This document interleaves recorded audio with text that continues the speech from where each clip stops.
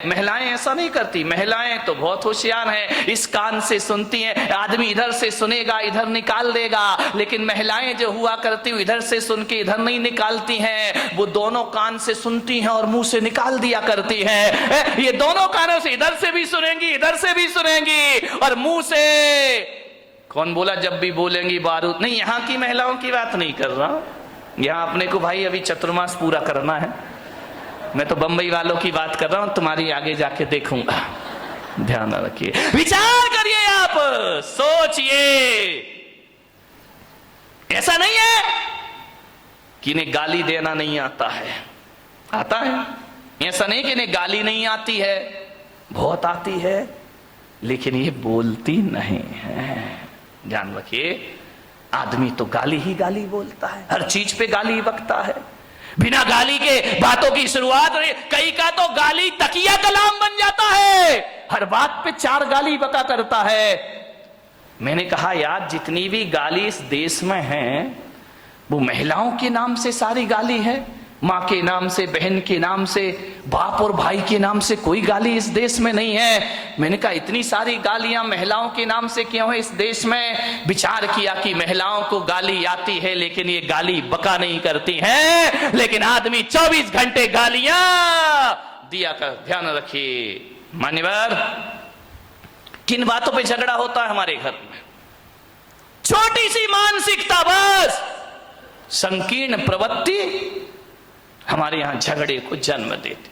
हकीकत बताऊं, जीवन में 90% झगड़े फिजूल के हैं। देखना, कोई सिर पैर नहीं उन बातों का, कोई दम नहीं, कोई सेंस नहीं उन बातों में। जिन बातों में आदमी झगड़ पड़ता है, लड़ लेता है, मारपीट शुरू हो जाती है, दुश्मनी का चंद ठिकरों के लिए आदमी लड़ता है। मान्यवर, आप यदि क्रोध करने के बाद यदि शांत हो जाएं और एकांत में बैठकर सोचें, यार मैंने जो झगड़ा किया है ये लड़ने जैसी बात थी या नहीं थी, तो 90% बातें ऐसी हैं जिनका कोई वजूद नहीं हुआ करता है, उसमें आदमी झगड़ा कर लिया करता है। थोड़ी सी गलतफहमी आ गई, आदमी झगड़ा कर लेता है, थोड़ी सी शंका आ गई, आदमी झगड़ा कर लिया करता है।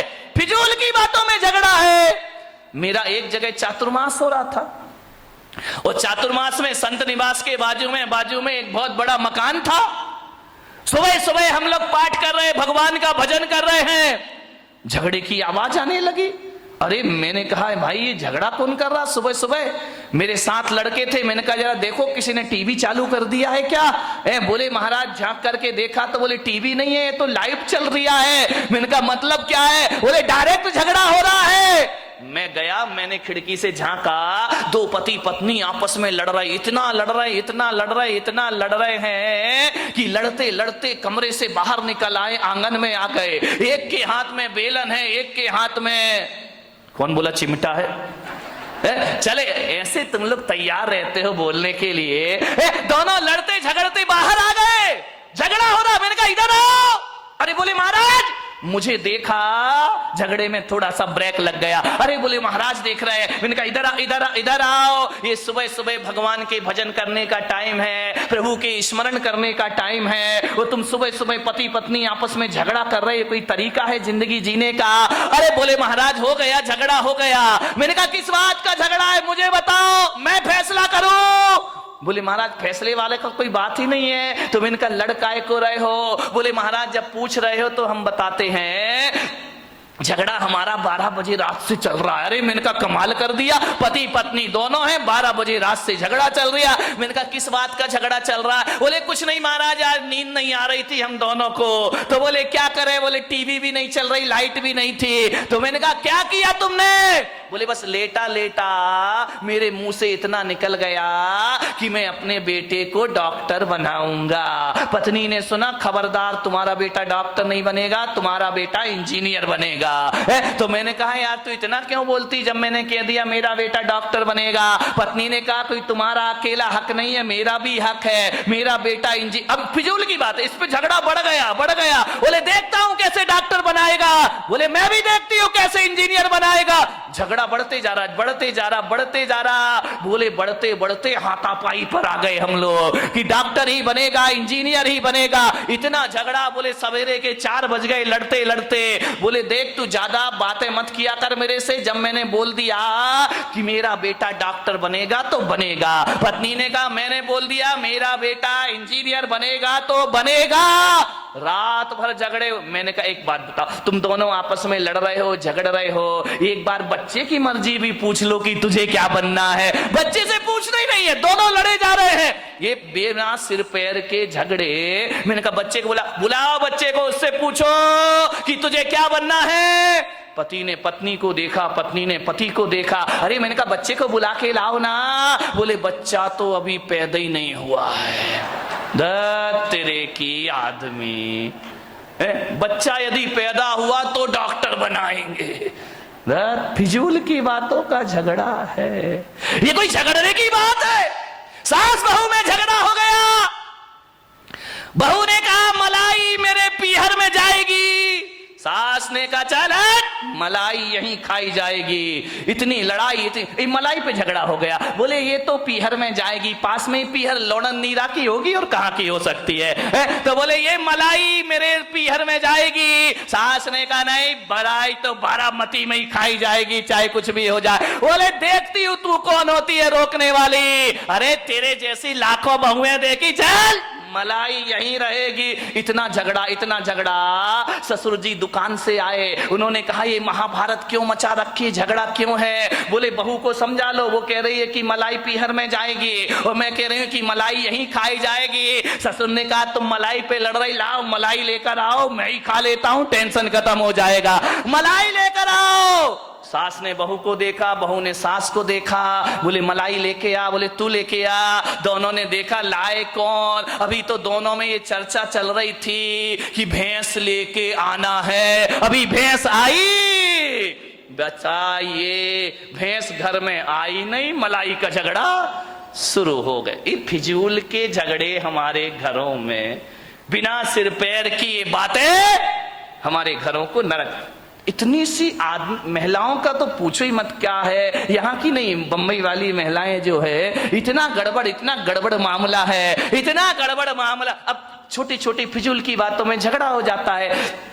अब गर्मी के दिन थे, जेठ जी घर में आए और घर में आकर के उनने ऐसा कोई बेचारे का इंटेंशन नहीं था, कोई सोच नहीं था, ऐसा उसने विचार नहीं किया। उसके बच्चे भी आए, भाई के बच्चे भी आ गए। बोले बच्चों पास आओ, जल्दी आओ, जल्दी आओ, मैं बाजार से मीठे मीठे आम लेकर के आया हूं तुम्हारे लिए, ये आम खाइए। जेठ जी ने क्या किया, थैले में हाथ डाला, एक आम अपने बच्चे को दे दिया और एक आम अपने छोटे भाई के बच्चे को दे दिया। वहां खड़ी खड़ी देवरानी देख रही है, बहू रानी देख रही है, अच्छा अच्छा अपने बच्चे को भी आम, मेरे बच्चे को भी आम। लेकिन ये जेठ जी भक्ति तो बहुत पक्षपात है, ये जेठ सही नहीं है। संगति का जीवन में बहुत फर्क पड़ा करता है। एक संत के पास 2 तोते थे। एक आदमी उनके यहां बैठने गया संत जी के दर्शन करने। दोनों तोते अलग अलग पिंजरे में बंद थे। अब जैसे ही पहुंचे तो एक तोता बोला आइए, राम राम, स्वागत है आपका, स्वागतम, आइए बैठिए। आदमी को बड़ा अच्छा लगा कि यार तोता कितना मीठा बोल रहा है। जय जिनेन्द्र, राम राम, आइए भाई साहब बैठिए, अतिथि देवो भव, आपका स्वागत है, आपका सम्मान है। इतना सुकून मिला उसको। वो मुड़ा थोड़ा सा दूसरे तोते की तरफ। दूसरा तोते ने इतनी गालियां बकी, इतनी गालियां बकी, मारो, काटो, पीटो, पकड़ो, लूटो। अरे उसने कहा कि संत जी ये क्या मामला है, एक तोता गालियों पे गालियां बक रहा है और एक तोता आइए स्वागतम बड़ा मीठा शब्द बोल रहा है। संत ने कहा मैंने इन तोतों से कुछ जिंदगी का पाठ पढ़ा है। बोले क्या पाठ पढ़ा है? बोले जब ये तोते पैदा हुए थे, एक तोता मैंने डाकू के घर भेज दिया था और एक तोता मैंने साधु के घर भेज दिया था। अरे जो साधु का तोता था वो कहता था राम राम तुम्हारा स्वागत है, और जो डाकू के घर पला है वो कहता है मारो, काटो, पकड़ो और लूटो। ये संगति का फल है। तोता तो एक ही है ना, किस घर में पड़ा है। एक बात याद रखना, भीलनी के घर में पड़ा हुआ चंदन तिलक लगाने के काम नहीं आता, चूल्हे में जला करके रोटियां बनाया करती है। ध्यान रखना, भीलनी के घर में रखा हुआ हीरे का टुकड़ा आभूषण नहीं बनता है, वो पैर घिसने के काम आया करता। कहां पड़े हो आप? चंदन पड़ा चमार घर, ध्यान रखिए, नित नित कूटे चाम। चंदन कहां जाना चाहिए? किसी पंडित पुजारी के पास जाए तो माथे का तिलक बनेगा, और ऐसी जगह चला जाए जहां रोज चमड़ा कूटा जाएगा। ध्यान रखिए, सोचना है आपको, आप कीमती हैं, आप महत्वपूर्ण हैं। दोस्ती को ध्यान में रखिए, किसके साथ आपका उठना बैठना है। एक बात याद रखना, मैं खाने में बैठकर दूध पीना खराब है।